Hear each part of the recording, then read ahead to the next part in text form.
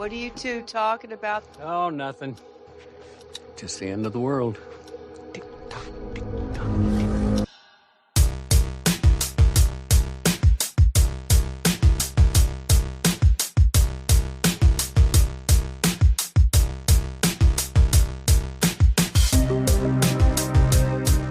So, have you seen the this new Netflix show Island? I have. -land. Yes. Okay, so I've not watched it. I've seen that it exists. yeah, it's one of those where the premise is it's been done, but just because it's been done doesn't mean it's bad. Like, it's interesting when people find themselves on an island, they don't remember who they are. They're kind of aggressive. They have weapons. Yeah, something about it feels familiar. Yeah, it's kind of I can't pinpoint another island mystery show. Yeah, and then this polar bear came out and a smoke monster. And, no. So anyway, so we're watching it a couple nights ago, and it is so god awful. And I'll watch a lot of bad stuff. Right. Like Fast and Furious is probably maybe my favorite series of all time. Yeah, but that's incredible. But it's an incredible movie. But I mean, yeah. No, you're right. I mean, but I even like Tokyo Drift in that series. Like, I just like I mean, I'm not the biggest critic, and a lot of times I watch stuff at like 1 a.m. when I'm falling asleep, so I know I'm only going to get 20 minutes into it anyway, no matter how good it is. Tokyo Drift, to be fair, is actually okay. That third one, Fast and Furious, or is that the second one? Fast and Furious? That one I didn't care for. Wait. You mean the one when they're in Miami? Too Fast, Too Furious? Yeah. I thought that one was pretty good. I didn't like that one. Okay. So anyway, that is so awful. It's so awful. So I basically stopped I was like halfway into the second one. Stopped, and I decided, I still am curious because it is an interesting island. I want to see what's going on. I'm going to fast forward and just watch the last episode. You remember that's what I did on Breaking Bad. Breaking Bad, I've only seen the first episode and the last episode. Stop. Yeah. Stop it. No, you watched Game of Thrones backwards. You skipped all of Breaking Bad just watching that last episode? I didn't skip all of it. I watched the first and last. That's so awful. So, okay. I'm kind of somebody who, I'll just get the book and rip up the pages and just kind of go. You see where it takes me. That's your whole choose your own adventure. Yeah, it keeps going back to this choose your own adventure. So I did that with this one, and still it was so bad I didn't even care. And it was interesting because all of a sudden they're in a prison and they're in apartments, and I'm like, whoa, they were on an island when I saw them, didn't even have a place to sleep, and now they're in prison and apartments. But I still did not even care to go back and find out what was going on. The whole point I'm trying to make here is that I then, press back on the remote control. I get out of that one as fast as I can. Okay. Right. I'm peeling out of that driveway as fast as I can.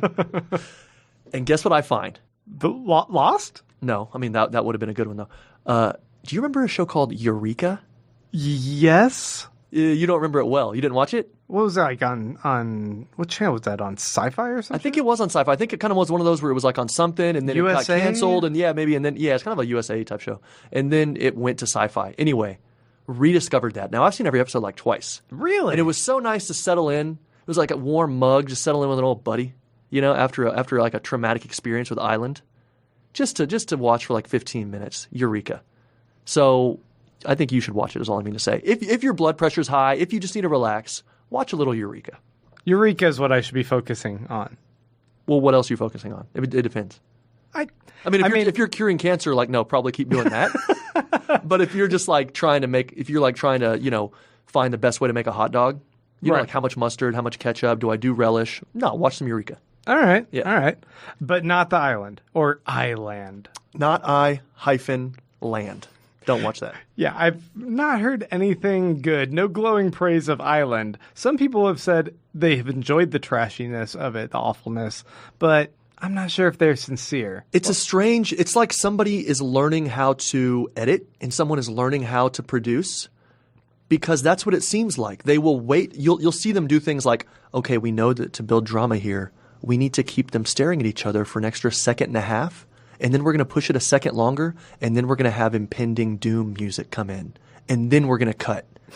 And so when you see that, they're just telegraphing it, How did Lost do it? Let's do it like that, but on a student budget. Precisely. That's exactly what it's like. Folks, welcome to Who Pods the Watchmen, your companion podcast for the upcoming HBO Watchmen television series. I am Grant, and along with me is my co-host, Clay LaPointe. and we are going through the original 12 issues of the comic book series, dissecting each individual issue in anticipation of the upcoming show, which debuts on October 20th, like I mentioned, on HBO. And we've made it all the way to Chapter 10, Chapter X. And this is going to be an interesting one, Clay. Yeah, the game is afoot. And I'm thinking what we've discovered thus far in our journey along this path is that you thought you had read this comic. And then you finally, I think, either last issue or the issue before, finally admitted, oh, wait, I don't think I've ever actually read this. I read the first chapter, then I skipped ahead to the end, and just, did the Wikipedia thing. Yeah, I'm a babe in the wilderness here. I've never done this. I've never been on this hiking trail. So, yeah, you don't know what's coming. And with this issue, I think I'm finally at the point where I kind of want to ask you what you anticipate, but I think we should hold off on that question until we get to the end of discussing this particular chapter. Yeah. But let's keep that in our back pocket. Yeah. Folks, we want to go ahead and remind you guys that you can follow us on Instagram and Facebook and Twitter. And I also have a little bit of other news. Oh, yeah? I finally took all of our episodes and I cross-posted them over to YouTube. Wow. So we are now officially up on YouTube, and you guys can, I guess, listen to our episodes on YouTube. If you want. Now, if you don't have YouTube Live or Premium or whatever on your phone, and you try to get into another app, just remember it's going to cut us off. So Is it really? Do they not allow really long videos? No, anything. I think we're all fully up there. No, but I mean, if you have the YouTube app, okay, if you stop using the app, you can start a podcast, and then you can start looking at Reddit on your phone. I just went through pretty much what I do with my phone, I guess. Right. But YouTube, they only allow people to do that if they pay the premium. I just want to let everybody know. It's kind of some bullshit, right? I don't have any social media, so I'm sure that everybody else knew that already, so I'm sorry for wasting time. Yeah, that's a good point. I also wanted to say that I'm starting to port us over to SoundCloud as well, but they had a threshold limit, and I didn't want to buy their premium yet because I'm not really sure how necessary SoundCloud is. But we're starting to move stuff over there. I did just reconfigure our Patreon, so if you guys go to patreon.com/WhoPodsTheWatchmen, I made 3 tiers on there. You can pick which of your tiers if you would like to make a pledge. Silver, gold, platinum. Kind of. Really? Okay. Well, I mean, it's actually Minutemen, yeah, Crime Busters, and Watchmen. Nice. Right? Yeah. Topical. So you can kind of pick the level if you want to donate. Green Sugar, Nixon, and guy getting killed in the bathroom in prison. Those are the 3 tiers. Those are the 3 tiers. We might have to make 3 additional clay-centric tiers here. Yeah. Just sugar cubes. If you guys want to give us a sugar cube, that's $1 per month or something. I think we have it set up that it's a monthly charge now. So it's not going to be per episode. You guys just get billed at the beginning of every month. And yeah, you can check that out. Patreon.com/WhoPodsTheWatchmen. I think you and I just discussed right before starting the episode that we weren't going to plug that until maybe halfway through the episode. But I made changes. You know what they say? The best laid plans go to rest or something when you get punched in the face. That's the saying. And you just punched me in the fucking face. So now I'm already cracking open another brewski. Yeah, so hey, Chapter 10. I think that probably everyone listening who read this or maybe is just listening as a refresher, maybe they read it a while ago, this one was a lot of fun. I really felt like this was a comic book. This is one of the first times where I was like, oh, sweet, a real comic book. Something's happening. We see characters going places. We see the battle lines drawn. It was pretty sweet. We have like an A plot, a B plot, and a C plot all going simultaneously. A little bit of a cold open as well with the President Nixon making his debut.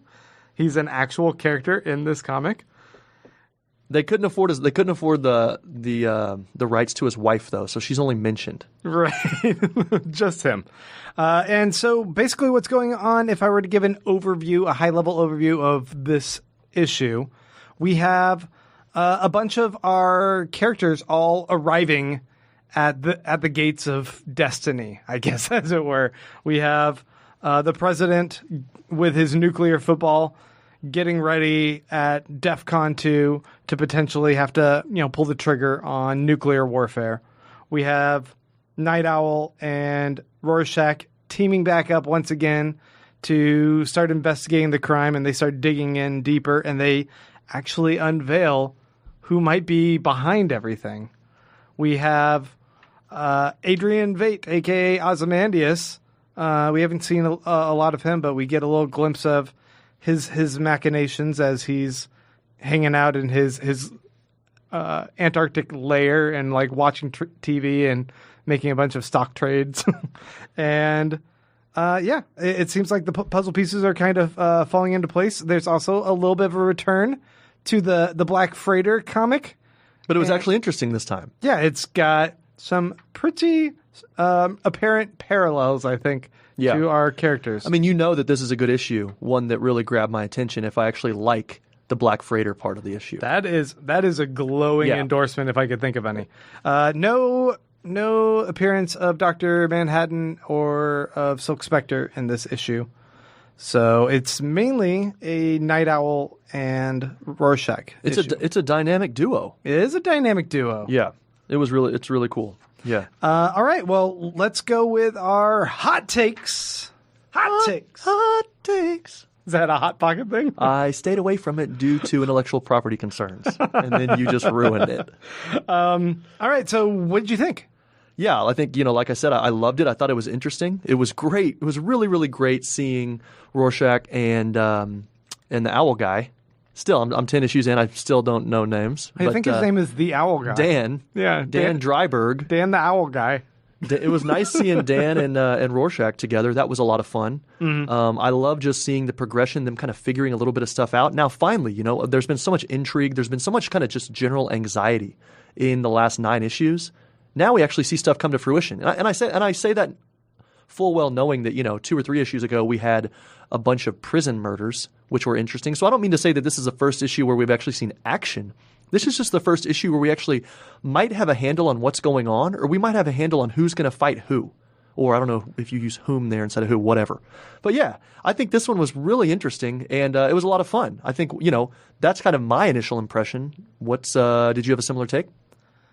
Yeah, I found that whereas some of the other issues were a little bit more emotionally investigative and profound, this one was a lot more, like you mentioned, a comic book that was kind of driving action. This is are you the person who said you don't like the word penultimate? I don't like that word. Yeah, I don't know if I was the person who said it. I feel like you said something, but I don't like that word. This is one of those setup, like in television, a setup episode where you are putting all the pieces in for the big action, like blockbuster. And sometimes don't you think those episodes are actually better because they don't have as many expectations, so there's less of a chance to be disappointed? I always feel that way. Yeah, it really depends on the show. Yeah. Some of them bumble through these kind. This one, I think, is pretty exciting. Yeah, absolutely. I really like how this opens on 4 different arrivals, right? Yeah. 4 different character arrivals. We have the very first pages are the issue itself is called 2 Riders Were Approaching. Yeah. And we are seeing both Air Force One and Air Force Two landing on some runway somewhere where they're going to some underground bunker, the president and the vice president, with a nuclear football because they're getting ready in case, the worst decision has to get made. Yeah, and I mean, before we even get there, I know you're a man who likes covers. I thought this one was pretty sweet. I love the red. I mean, my favorite color because I'm a child, so red's my favorite color. Yeah. But it's super bold. I like it. This is actually the one cover where I'm like, I'm not necessarily reading like deeper meaning into it. But I think that kind of speaks to the issue. Also, this cover, doesn't that kind of remind you of Teenage Mutant Ninja Turtles on the Nintendo, on the NES? Oh, wow. Do you remember that? I do. Yeah, this is kind of similar. It took me there. In part, I was kind of looking at the radar thing and wondering if we might also be seeing the shape of Antarctica, or I was reading into that. I don't know. I can't go there with you, but I'll support it. I'll support you. I'll support you in everything you do. You do not have to support me in that. But in addition to the arrival of them, of the president and vice president, we have another ship arriving, and that is the ship that Nite Owl and Rorschach are aboard. It is surfacing upward from underwater, where it's been hiding out in the outskirts or in the bay of New York City, so that they can go recover. Is that the Hudson? I guess the Hudson? I don't know. Yeah. They can go recover Rorschach's costume. And then we have the arrival via plane, once again, of Ozymandias to his man cave out in Antarctica. And then, of course, we have the arrival of the raft of the Black Freighter. I don't even know the protagonist's name, but I can't help you. The deranged man who was once a victim, and now he's just gone batshit. But yeah. Also we do have the return of Rorschach's humanity, which I want to speak to in a bit. Mm-hmm. Speaking of, maybe the one emotional part of the whole issue. Anyway, yeah, I agree. We do have a bunch of people arriving, and it's pretty. Maybe that's why he chose 2 writers. What is it? 2 writers were approaching. 2 writers were approaching. But yeah, everyone is finally writing into the main climax of the story. So we're approaching it. You can tell with chapter 10, we are reaching toward that end. The finish line is close, Clay, and we don't know what's going to happen, but it seems like shit's hitting the fan, and it's kind of intense. Yeah, we even had some detective work, some old-fashioned detective work with Dan and Rorschach, both breaking bones in kind of some seedy underground bars, and also doing some high-tech investigations, detective work. Ooh, yes, I want to discuss that as well. So, but before we jump into that, I want to just address the President Nixon portion. The fact that his suit changes colors. No, that's his vice president. Oh, okay, never mind. I think. At least that's how I read. Or where did his nose go? He looks like the Red Skull if that's not the vice president. Yeah, so Nixon makes a debut in this comic. How do you think that he portrayed him? I don't know Nixon personally. I know that he's kind of an android werewolf that was meant to destroy the American middle class. And we've seen the continuance of that. I don't know. I mean, I think that we see that these people are... It's kind of interesting. He kind of seems like he doesn't want to be hurried, which I like. He wants to make his own decisions. He's actually carrying a football-shaped thing. I didn't actually think it was like a real football. The nuclear football? Yeah. Was it actually a real football? It's not a football, but but why it's is it kind of this shaped like egg-shaped thing that you is carry it? around. Yeah, right? But didn't we see the pictures of it a couple years ago?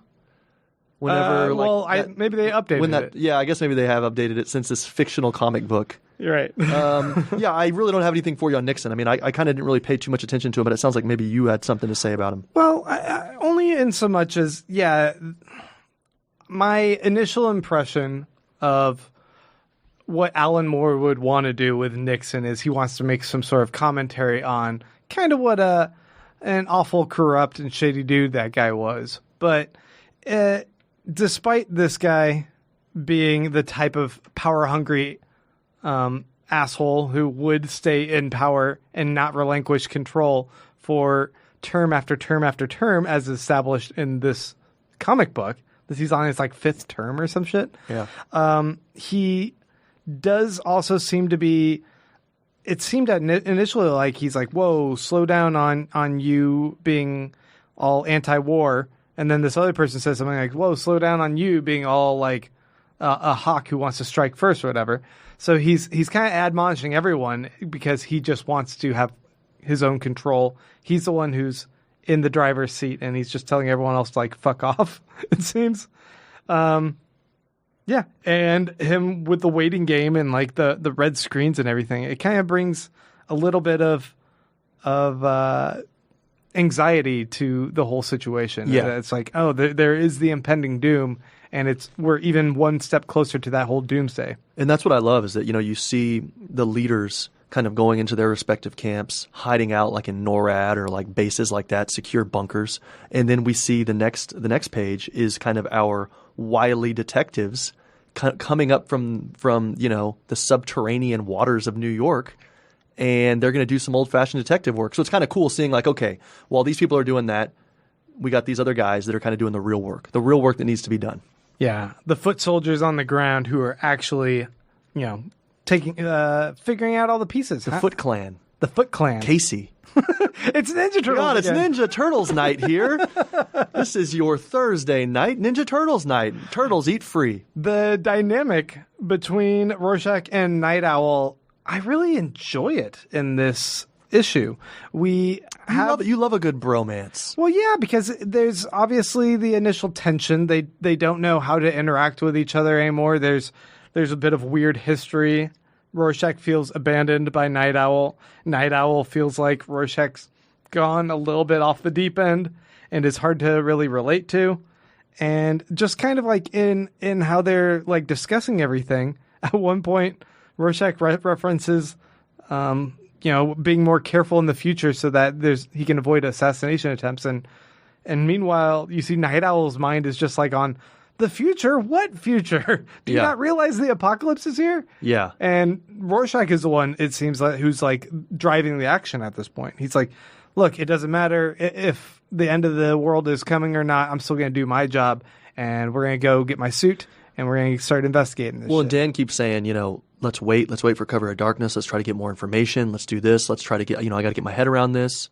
And you're right. Rorschach is the driver. He's like, no, let's go bloody some knuckles, And in a way, it seems like both of them are right. Like both of them, they work well together because they each restrain the other's kind of it's a healthy marriage. Yeah.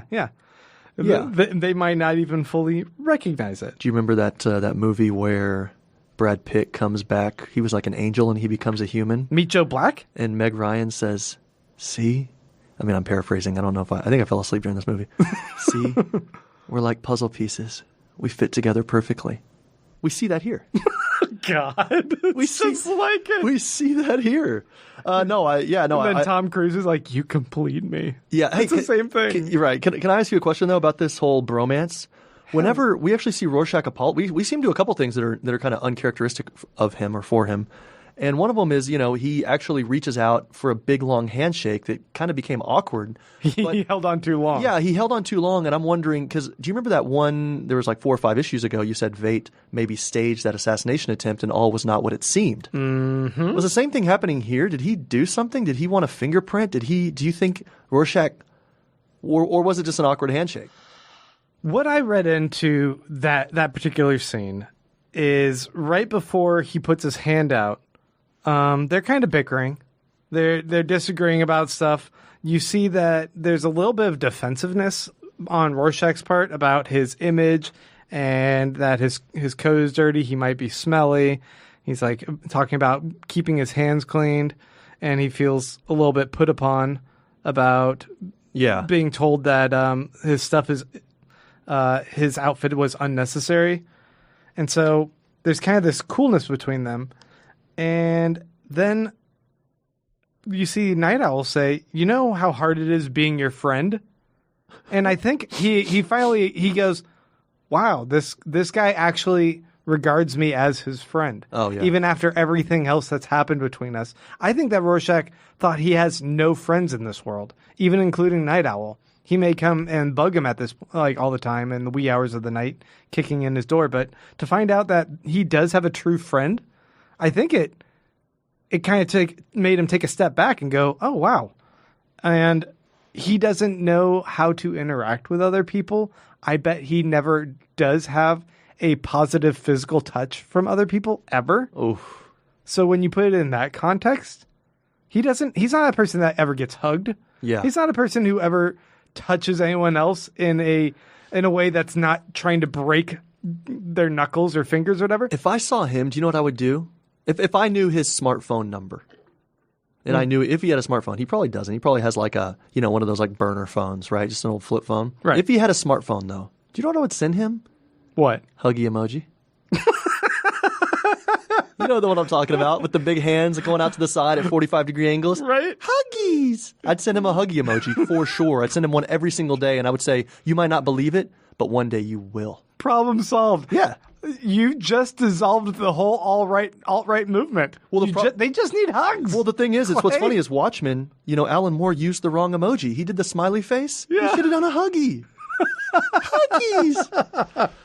Yeah, and that's why he took a long time kind of letting go. He did, it's like, a handshake with someone who I do respect. He does respect Nite Owl. It meant something to him. Speaking of Frasier, Niles Crane always said, you know what Mother said?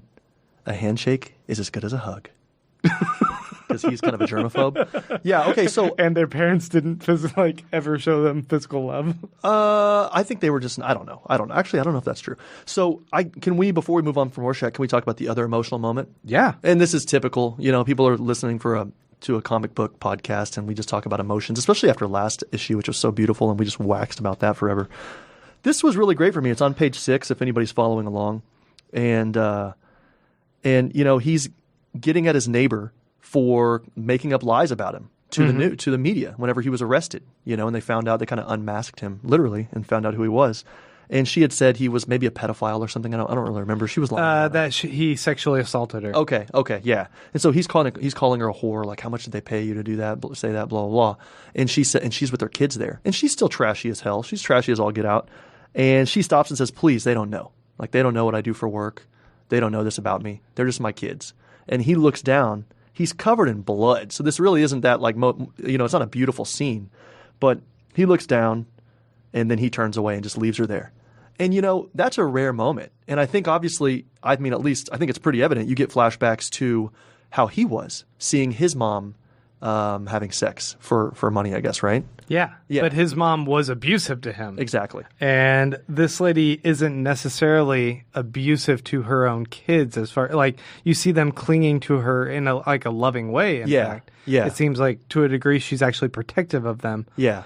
And I would say that does stand in contrast to how he had his own relationship with his mom, who beat him. So would you say if he sees some type of value or humanity or decency in people, he does treat them differently? Yeah. I think that maybe his moral code is a degree more flexible than he initially I agree. would say. I mean, the whole problem is that he looked with a degree of reverence to someone like Comedian. And the Comedian was an abusive brute. He was a murderer. He was a rapist. He was all the bad things, but because he wore the badge, the suit of a hero, he respected him. The blue line. Yeah, you got to protect the blue line. Jesus. Yeah, no, I do think it's interesting. And, especially for Rorschach, who said everything's black and white, never the two shall mix, blah, blah, blah. And then he does seem to treat people differently with a little bit of tenderness or some kindness whenever they do seem to show him some type of humanity or respect, or he finds some good in them. And also he even says, if anybody's following along, top right at page 4, he says, "Hey, it feels good to be working with you again, Dan. Pity miss, I don't know how to say it, just I don't know, Polish. Is that Polish, Russian? Mm-hmm. Or is that, yeah. It's Polish. And how do you say it? Giuseppe, I think. How do you know that? Why am I asking you? I must have heard it elsewhere. I'm guessing it's Giuseppe. When would you hear that elsewhere? Maybe in the movie that you watched. The movie or another podcast or something. I don't know. He even says, "Hey, pity she couldn't stay with us." And he actually kind of meant it. And once again, in the very first issue, he calls her Miss Jupiter, and she gets mad at him and says, "Don't call me by that," even though he also basically implied that she's a whore or slut, or said something kind of derogatory toward her. Kind of. Straight up derogatory. Yeah. And he now is trying to be a little bit better, a little bit more courteous, reflective on that. And it's okay, there's a little bit of growth going on in him if he's just a hurt puppy that needed someone to show him some love. A heart puppy or a hurt puppy? A hurt puppy. Yeah. Right. And that is until we get to the bar where he comes across the guy holding the glass. Because that guy doesn't have any humanity or whatever. Well, that guy gave him a sob story too. True. A little bit, and he had no pity for that guy. And then there it's interesting that we see Dan act out in anger, which I really loved. Yeah, because Dan is the good cop to Rorschach's bad cop. Right. And that's kind of the dynamic that he allows it. So Dan stands there idly watching Rorschach crush glass into a man's fist. So, he obviously isn't even turning a blind eye. He's complicit. But that guy was left-handed, and that was his offhand. Oh, yeah. So it's okay. He'll still be able to write. drive. Yeah, he can still write his hospital bill. Yeah. No, I thought it was interesting whenever we did see Dan. What was his name? Hollis Mason? Mm-hmm. Yeah, Dan's back there, finds out that he was murdered by this group, and we see Dan take his anger out on this guy who may have been innocent of the whole thing. So really kind of cool. I like this interplay between them, and I actually hope to see it more. I mean, who knows? That would be. I look forward to that. Like, there's very few things in this issue or in this series where, even though now I think I admitted a couple back that I actually really do enjoy this and I'm fond of it, I never really care to see characters together still. I just kind of like appreciate the book, but I don't really think, oh, I want to see more of that. This, I'm like, oh yeah, I want to see more of that in the next couple issues. I was wondering if it was this issue or the next issue when they start pointing finally to Adrian Veidt as being maybe a little bit more than he seems. And when they start, finally piecing everything together in that regard, I was like, all right. Here we go. So now we're moving into the end game. That's why I said the game is afoot. Yeah, and it all comes together with Ramses II. Okay, so let's definitely jump ahead and talk about this. These guys, after they bust this one guy's hand and get a lead that there's this pyramid foundation or whatever it's called that was essentially in charge of like putting out a hit on Adrian Veidt. Yeah. They go to tell him. And there were some other organizations too. Like there was like the Extra Spatial something. Mm-hmm. And and I can't really recall where exactly, but we've seen that a few times in the book. We'll see the writing on the corner of a building or something. So it's a prominent building in New York City. Yeah. So there's a few different organizations that people don't really know what's going on. They're kind of these corporate shells. And when they get into his office and they're checking everything out, there's a beauty and a sophistication to Rorschach when he's just kind of pontificating on things.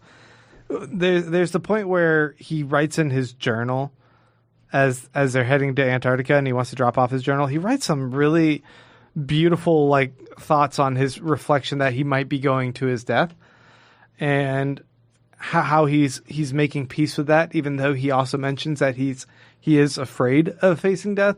But he's made peace with the idea that if he does die, he feels he's done.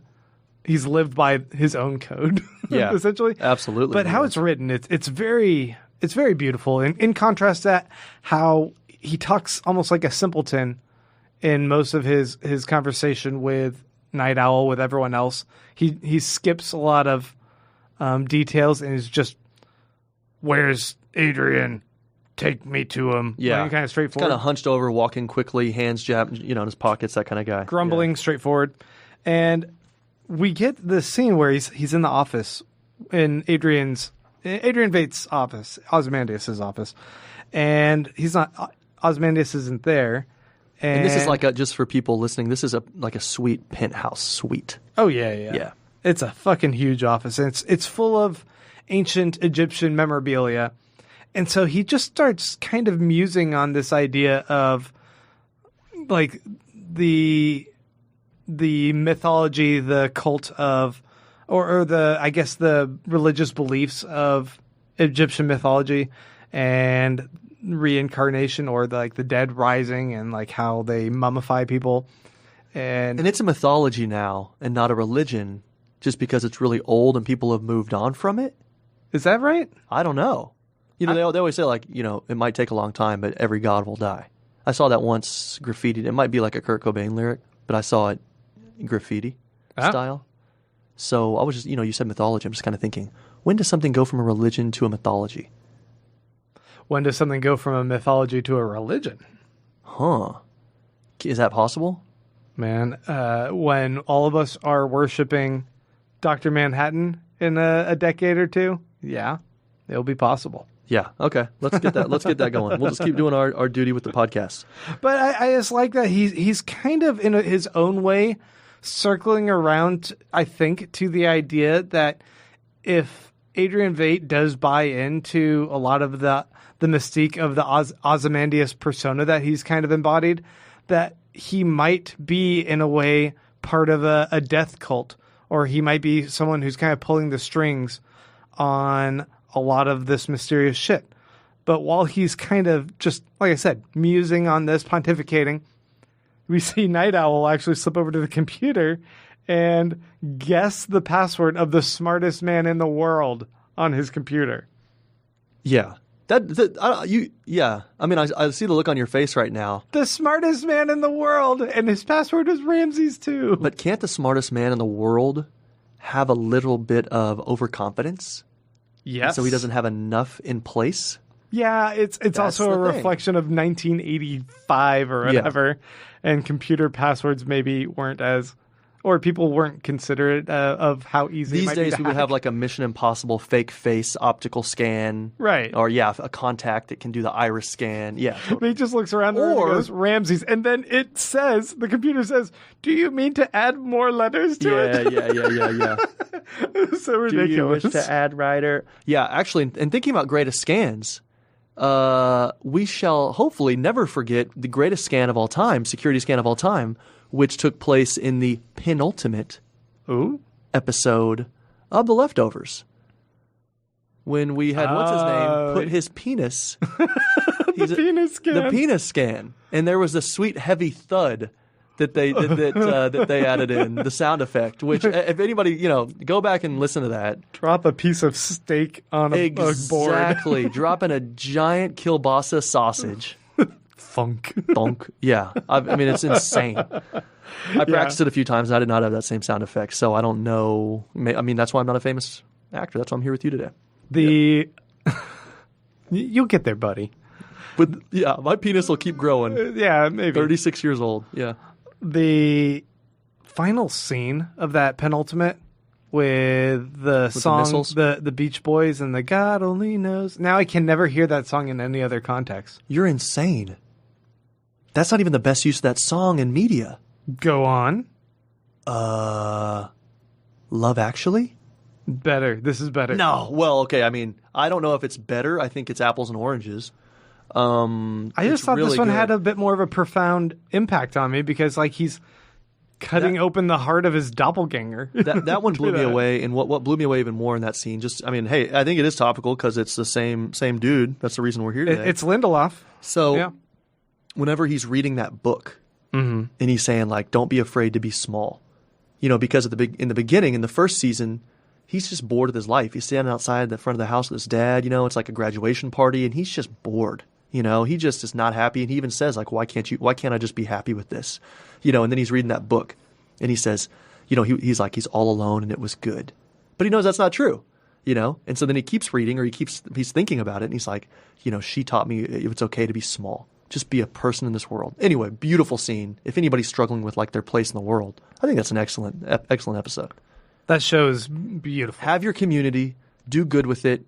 Get into your own interests. I'm sorry, now this is like a PBS special. I'm giving life advice. Hey, we should actually do a life advice corner. Should we? Yeah, Clay's Corner. Okay. But we'll do it with 2 Ks. Clay with a K, well, like Clay Thompson, Golden State Warrior, Trips. Right. And then Corner with a K, I don't know. Let's limit it to just 2 Ks. Okay. If you're okay with that. Okay. I keep saying okay. So great episode. Everybody go back. Hopefully do you think people are actually going to be, like, revisiting? Like, I wonder, before The Watchmen, will we see a spike on Netflix or other streaming channels where people are kind of revisiting the stuff Lindelof has done? I would anticipate that once the show comes out, there will be a renewed interest in the comic itself.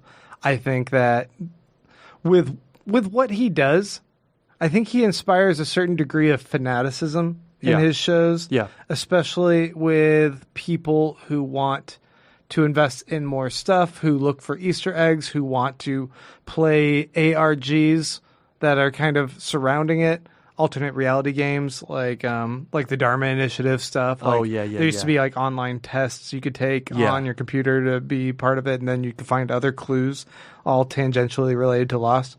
Like, that kind of viewer engagement I feel like Lost was one of the first shows to really tap into that, like, in such a scale that it was just so captivating. And I would imagine that the audience is already like hungry for that kind of show again, but additionally, they'll want to go back and read the source material. When you look at how Game of Thrones impacted the book sales went way up. Same with Harry Potter. Once the show's introduced, even if it's not a direct adaptation, it's taking place just in the same world. People are going to go back and read this, and hopefully they'll trickle back into our podcast and start listening to this. Here we go. Yeah, I mean, speaking of Nixon, I guess that was Reagan talking about a rising tide lifts all boats, which was bullshit, by the way. But that's more of a political whatever podcast. So before we get off Lost, can I ask you one quick question? Mm-hmm. I just want a 30-second answer, maybe even shorter. What was up, and did we ever get resolution on why they had to be in the underground bunker every 60 minutes or whatever, so every 70 minutes or the time they had to press the button and then it would shoot that thing out and they would just go nowhere. Those pieces of paper would just end up in a field. Or am I conflating two separate things? Yeah, you're conflating two different things. Oh shit! Okay. There were other messages that were being sent out that were just going nowhere. Well, the Scottish the Scottish dude who we love, what's his name?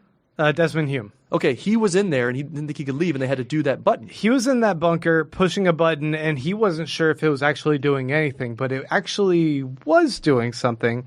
It was releasing a degree of electromagnetic energy every 120 minutes or something. Plus if I'm wrong there. Maybe 180 minutes. Oh, and he released it, and that's what destroyed the plane. Yeah. Okay. I think it's 180 minutes. Okay. Because it's 4 plus 8 plus 15 plus 16 plus 23 plus 42, whatever that is. Holy shit, I've never been more impressed by you. And I'm usually impressed by you. But yeah, then there was the whole problem of they're like, why don't we test our faith, was what Locke did, and he said, let's not push the button.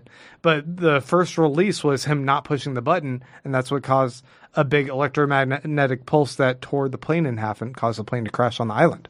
Okay, so where were these? So what am I conflating it with? What happened with these messages? There was it was like one of those bank things that shoots. Yeah, there was a separate observation station that was secretly watching Desmond, and it was supposed to file reports based on his actions, making sure he was keeping up with pushing the button, and someone else was supposed to their redundancy plan of keeping track of him. I think. And why didn't they just have an automated system that would relieve the pressure every 3 hours?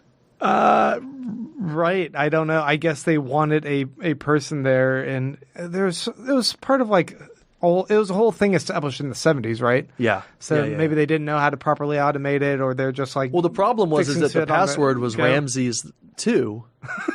From those old 70s computers, and look what happened. Yes, you can get hacked. No, but it is funny just looking at technology. And I mean, I think it's it's not a fair criticism for us to have, and it's not a criticism at all. But it's like they had flying cars, and I think they had electric cars by this point, but then they still had these computers that look like absolute shit. Well, yeah, not having the vision of how these other aspects could be improved. Yeah, no, and then that's why I said it's not a criticism. It's just kind of funny looking at these anachronism type things. I found it also curious that he finally unlocks his computer. He suspects that Adrian Veidt might be up to, shenanigans. He's owning these companies. He's putting out a hit on his own life. And then you leave that computer with all the other information on there? Dan, take that computer with you too. Plug it into your owl ship. You can look up information on that while you're flying to Antarctica. It's on the cloud, man. Just upload it to the cloud. Yeah, it's on the cloud. He tossed a USB key in there and he zipped it all up. I know sometimes we talk about beauty and stuff in the book. For people listening that want to go back and look, page 21, I think those are two super sweet panels with the middle and then the bottom where he obviously is calling up his ship and you just see the headlights from it. It's just super cool. Right. The way they use color in this is super, super cool. And then on 25, just the little ship above the clouds. Oh, yeah. Is a very cutesy looking. That's a great print right there. It really is. It kind of it's like a Popeye comic or something. Just the clouds are kind of cartoonish. Right. Anyway, yeah, I like it a lot. So, What else stood out to you? I mean, did you have something anywhere else you wanted to go? Well, in regards to their particular storyline, I like the sequence where Rorschach, I was already mentioning, like, Rorschach's writing his final notes in his journal. He decides to drop it off, and he's going to send it to, what's fucking Alex Jones's network? The InfoWars. Oh, He's basically God. going to send his notebook. He's like, to the only media I trust, InfoWars. Just some sort of garbage outlet like that, full of conspiracy theory, kooky bullshit. That's who he decides to send it to, because those people will be able to disseminate the truth. And what's great about this is his book, as I'm sure you can guess now that you've seen the trailer, his diary has inspired other people, because it must eventually get out, right? Yeah. They have this whole sequence where it goes to the news station, and then they just it just gets sadly buried beneath all this other news, or all these other like kooky letters that they're going to burn. But it must get out because there's the Seventh-day Adventists that are wearing his Rorschach mask and quoting stuff from his book in the trailer. So I told you, it's in his the legacy lives on there. I just mentioned it's in the cloud. It's in the cloud. Yeah, no, that was kind of a teasing, tempting, kind of tantalizing thing where you're like, come on, they're going to look at it, and then nope. You know, I thought it was kind of a funny moment. Right. Yeah. All right, so you want to jump back and let's talk about Ozymandias in Antarctica. Would you make of this sequence before you got to the revelation that they think he's living in a secret evil lair? So I'll just say this: I don't like this guy. I didn't like him. I don't like him. I don't trust him any farther than I can throw him. You know, I've got this bad shoulder. Yeah, you're not going to throw him very far. I'm not throwing him very far, and I just don't like it when somebody's like too close to another character. Like, he's obviously this kind of, I mean, you said Bruce Wayne, but then he has this kind of thing like this, like Superman's, what's it called? Solitude. Fortress of Solitude, yeah. Yeah, it kind of has that. So it's kind of this portmanteau of like these two characters. He has the weird lion tiger thing. I just don't really care about him. Now I do, and also I do think it's interesting that he just sits there and he is watching the news, making stock decisions on that. I thought there was like a modicum of interest there. Like, right. Oh, interesting. Okay, cool. Because I mean, like, I'm somebody who, if anybody ever wants to make free trades, Robinhood is great. They're not paying us to say that. It's just an awesome stock trading app, and it's free. I do that pretty often for fun, and I kind of do stuff like that. Oh. You know, I'm like, huh. But do you watch, like, I'll be 40 television I don't watch screens? 40 televisions, but I will think, the middle class is getting smaller. People are getting squeezed. I'm going to invest in the dollar store because more people are going to go to places like that. Or I'll think, economy's about to turn. Let's look at some, whatever. I'll just do stuff like that. All right. I haven't really made that much money, except, guys, medical marijuana is pretty interesting and good idea. Invest in marijuana. No, I don't know if we can get that advice. Yeah. So, I mean, what did you think? I just don't think he's that interesting. I don't like the man who has everything. I don't care about. I want to see people scrap and stumble through life. Well, he's not been depicted much in this comic thus far, which makes him a bit of a mystery. Because he's boring. Well, I think what we do get are glimpses of kind of a curious, peculiar lifestyle. He flies to some snowy fortress that's super opulent, but you can see it's like in some desolate kind of snowy place where he goes and watches screens down in the basement and makes like snap judgment, stock decisions, and then, dictates to himself on a personal recording device. And he's pretty lonely. He's got a crazy looking cat. He's got a bunch of manservants. And I mean, I don't know. I like when I was reading this initially, it's like, what do you make of this kind of person? But he is a person that's able to absorb a whole bunch of information at once and make these calculations, as Alan Moore's writing him, that he's like, oh, well, if you look at the TV, there's impulses that we're on the brink of war. They're like, oh, so we should invest in munitions? He's like, nah. That means people's anxiety is going to make them want to have sex. Yeah. So invest in in the sex market, and in a few months, babies. So let's also do the corner of the baby market. Let's make our investments there. Yeah. And it's like, okay, so he's like, Yeah. he's playing 12-dimensional chess. It's like that the Vonnegut memoir, like Man Without a Country or Man with No Country. I forget what it's called. He talks about how beer commercials just make you feel bad for not having sex right then and there while you're watching them. So then you just want to go have a beer to kind of subconsciously forget your problems, and your problems being that you're not having sex and other people are. You know, that you don't have this hot girl in a hot tub, right? And so he says, you know, let's all band together and just never have sex. And let's just say we're never going to have sex, and none of this advertising will work on us. And then we can go about our lives in peace without all this awful advertising. Just a thought, Yeah, I'm done with it. you know. Off with the dick. Well, thunk. Yeah. No, so I mean, you know, I just like, okay, I'm starting to really like this comic, and I just think to myself, shit, we've got like a super rich dude, Lex Luthor. Mm-hmm. He's going to be the evil guy. It's just kind of boring. I like it whenever they're like, you know, I want to see, and you're right.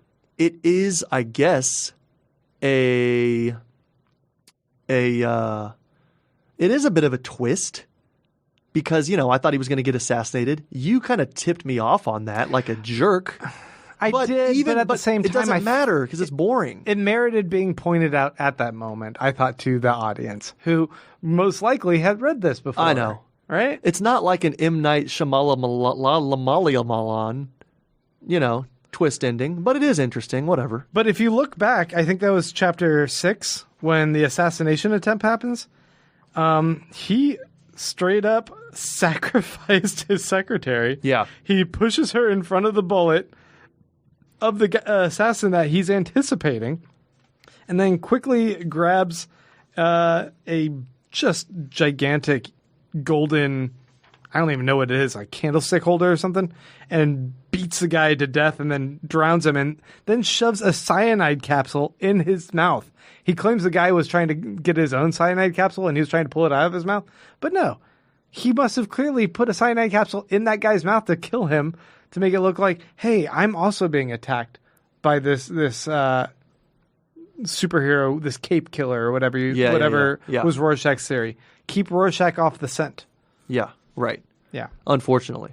Because we could have nipped this one in the bud at issue 7. Now, I'm surprised that we're doing this, but saving almost for the last, the Black Freighter storyline. Okay. What did you make of this? Again, I think that this was an amazing issue whenever I was actually interested in this. You know, we kind of knew it was coming. He lost his humanity. He tried to save himself, but ended up losing his humanity. And it was pretty awesome. I loved it. It was disgusting. His paranoia has driven him to just start killing innocent people. Yeah.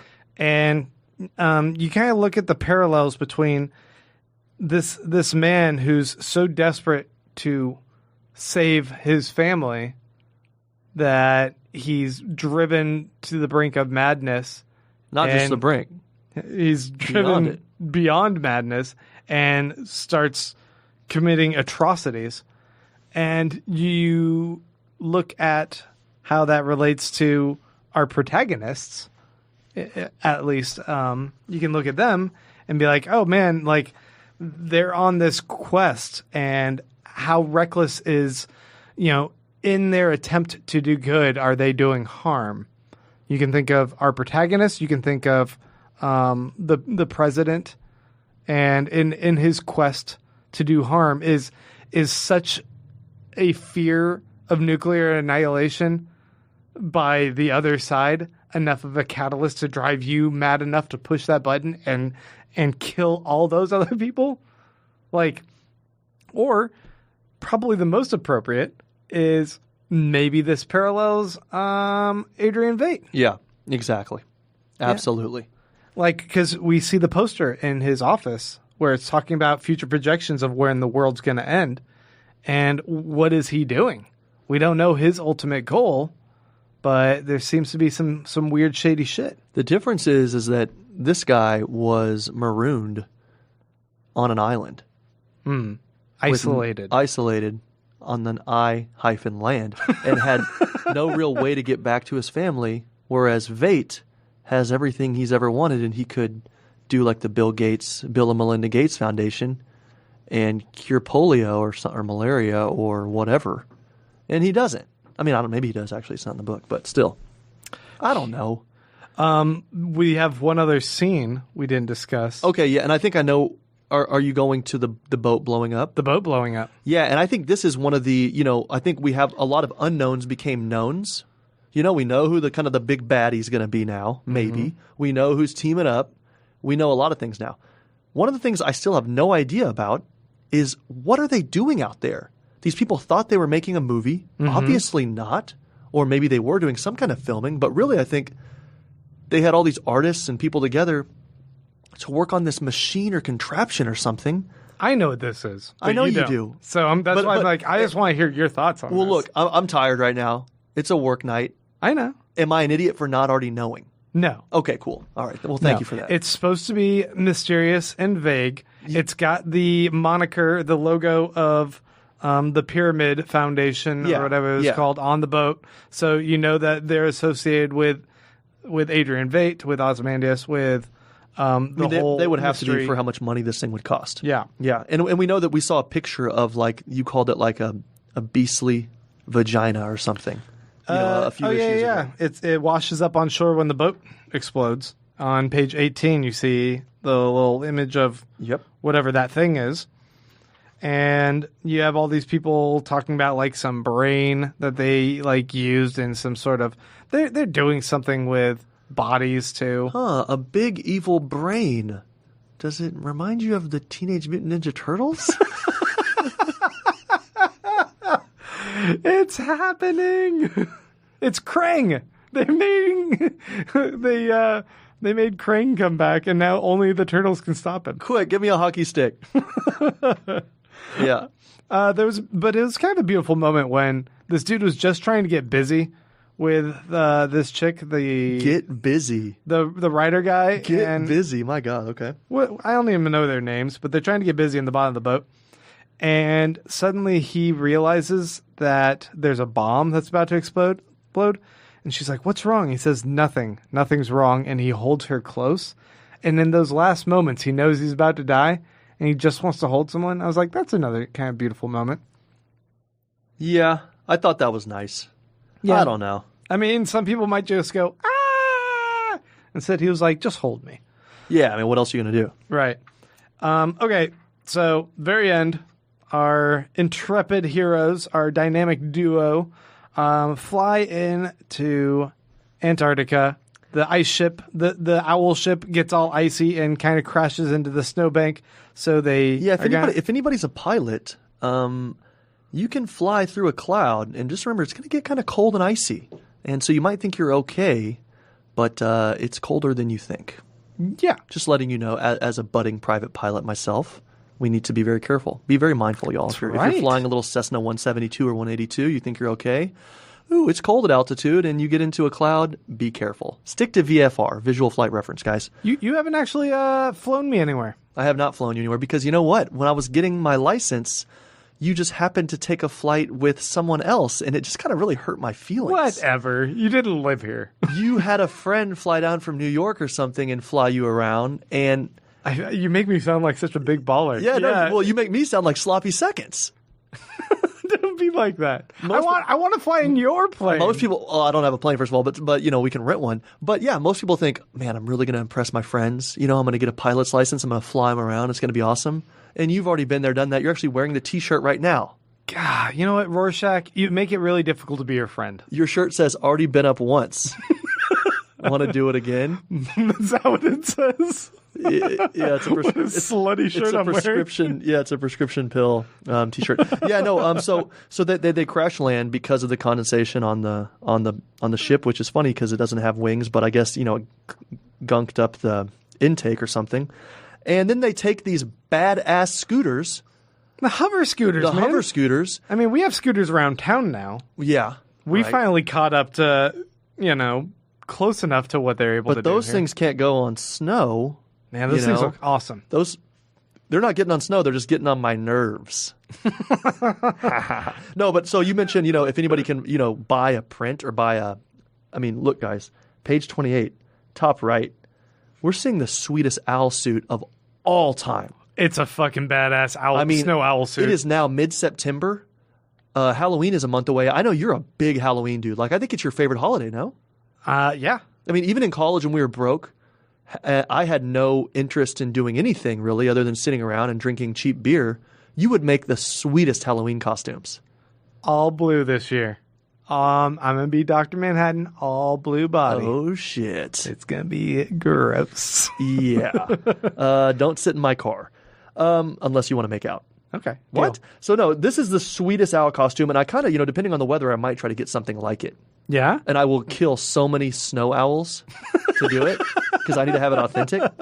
No, I love this. This is so, and then even in the background we see Rorschach with his tie or whatever flying. Yeah, he's fucking freezing. So badass, and he just has a hat on. Yeah, that's a great panel. And then Ozymandias is totally anticipating them. He's just sitting there, stroking his chin, stroking his pet Bubastis, and going, "Oh yeah, everything's all right. Here they come." So he's waiting for him. It's not a surprise visit at all. When you're in Antarctica, you know when people are coming to visit you. Yeah. So why is he wearing metallic armor all over his body? Dude, that's his superhero outfit. Really? Or maybe super villain outfit. Ooh. Da, da, da. Yeah, that's his costume. So that takes us to the end. Pretty much now the whatever is set. We know what's going to happen. Obviously, these two guys are going to come knocking on the door. And we're going to see how he greets them. Do you think it's going to be with hot tea, maybe a hot cocoa? I think so. Hopefully. I mean, if you eat in their house, they're not supposed to kill you. But if you're a vampire, you can't come in unless someone invites you inside. What are the rules? Oh, my God. Lindelof, tell us. Resolve this for us. Now, is he going to be a gracious host, or is he going to be a Walder Frey from Game of Thrones? The guy that poisoned or killed him? Yeah. The red wedding. Oh, yeah, that was good. Ah, damn. Yeah, I watched that one backwards. So I guess, you can wait to probably wait about a week and then people will know what happens. Right. We are releasing all of our episodes Monday mornings, Sunday night maybe, but generally Monday mornings are going to be our new time for our brand new episodes. So when you guys are subscribing, you can kind of anticipate a degree of regularity. That's because new episodes of The Watchmen on HBO are going to start coming out Sunday night, so we're going to record Sunday and have it up. Jump in the car, jump in the train, jump in the bus, whatever, and listen to it on the way to work on Monday morning, kind of get you going. What are we going to do? Because I think we'll finish with a couple weeks left until the show starts. What do you feel like doing in the interim? I think tropical vacation? Are you taking me somewhere? Do we have a movie to watch? Oh my God. Do we have a really high caliber, awesome movie to watch? Do we have an extended edition Blu-ray of that movie to watch? Oh man, it's gotta be. It might even be as good as Daredevil. It's extended director's cut. Yeah, we haven't. Nobody's forgotten that. I did want to ask. I posed this question at the very beginning of the episode. I said I wanted to get your thoughts on where you think things are going. So now that we've read this, we have 2 chapters left. What do you kind of... I know you don't love to play the guessing game, but what are you kind of thinking is going to happen? So you've got Lex Luthor's big bad machine that he's building. Mm-hmm. Okay? He's got this giant monster. I'm looking at the death of Superman. Okay? Okay. This probably preceded that. Yeah, for sure. Yeah, that was like 92, 93, right? Death of Superman? Yeah. Because I read that the same year I read Jurassic Park, and I think I was 9 going on 10. So we have – what was that guy's name that killed Superman? Remember, Superman ended up killing him when he would break off his bones, and he realized, that hurts him. Doomsday. Yeah, Doomsday. Okay. So Lex Luthor, Ozymandias – Doomsday Clock. Whoa. He's got his Doomsday. You need an equal force to hit that Doomsday. Right? And now we realize from last issue, okay, Dr. Manhattan's not all bad. Mm-hmm. He's not all good, but he's not all bad. And now maybe he's no longer apathetic. Put a red cape on that bad boy? Whoa. Okay, yeah. So we know the two of those are going to neutralize each other. Uh-huh. He's going to come in and save the world from that machine, whatever it is, right at the last second. Just such a sweet costume. The thing is, I'm worried that Dan is going to go inside Ozymandias' palace and take that fucking suit off because it's so sweet. I want him to keep that suit on, so hopefully they fight outside. And maybe they'll get hungry. Is there any little snacks they might have in their pocket they could eat? Ooh, some green sugar cubes? Some green sugar cubes. Damn, when you need a quick fix. So, I do think there would be something poetic about he's built this whole empire, this whole world, and now he can die inside of it alone with nobody who loves him except for his cat, who will end up licking the blood of his dead body. Ah, that's pretty sweet. I think that could be pretty sweet. As far as Lori, couldn't care less anymore. She left Dan. About the green sugar cubes, hopefully they're okay. Hey, I think Lori was basically kidnapped by Superman. Yeah. Teleporting Superman. I still don't. Yeah, no, you're right. I mean, I'm trying to think, and I think it would be interesting if Dr. Manhattan, maybe people presumed him dead. And so then with Lindelof brings him back, it is pretty interesting. I mean, I don't know. That could be cool. Or maybe he decides, hey, I'm going to do this one thing. Or as a flashback? I don't know. I don't know what we saw in that trailer. No, you're right. Yeah, you're right. And that's why I don't watch trailers, is because I have enough uncertainty in my life, that I don't want to introduce anymore. I'm trying to get to an answer, man. I mean, but that they say the journey is a destination. The Alchemist.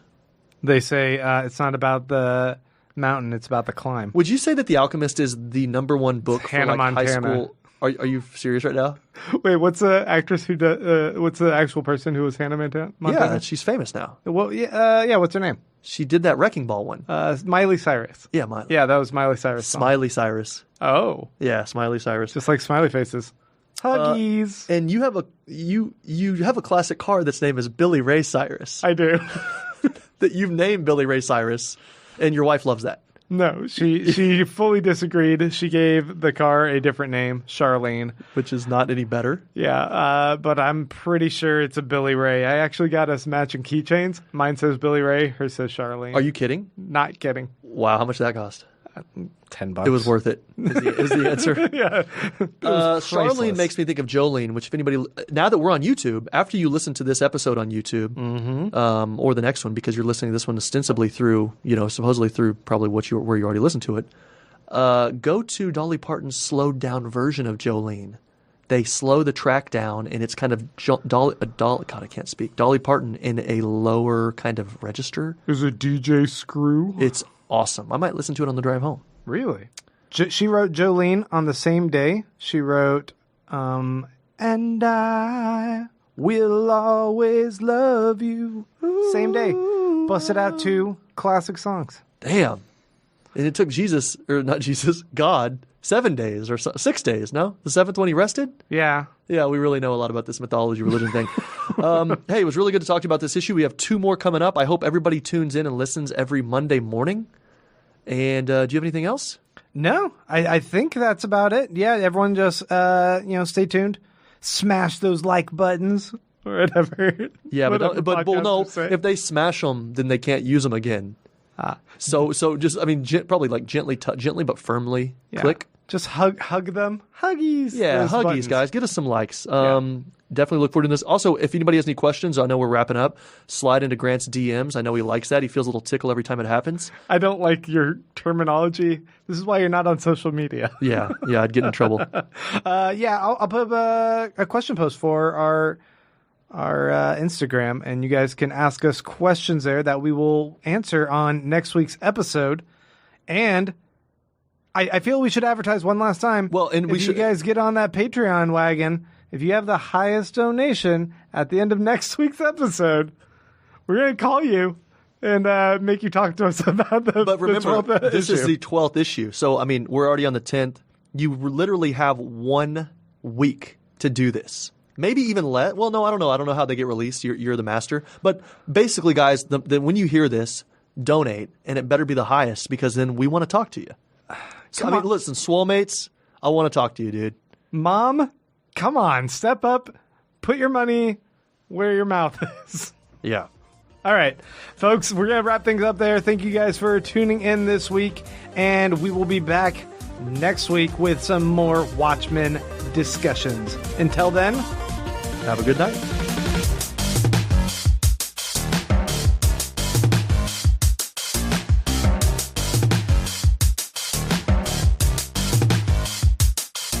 Who Pods the Watchmen is an independently run podcast recorded at Permanent Record Studios in Austin, Texas. If you'd like to support the show, please go to patreon.com/whopodsthewatchmen and make a per-episode pledge. You can follow us on social media on Instagram, Facebook, and Twitter at Who Pods the Watchmen. I'm Grant Davis. Thanks for listening.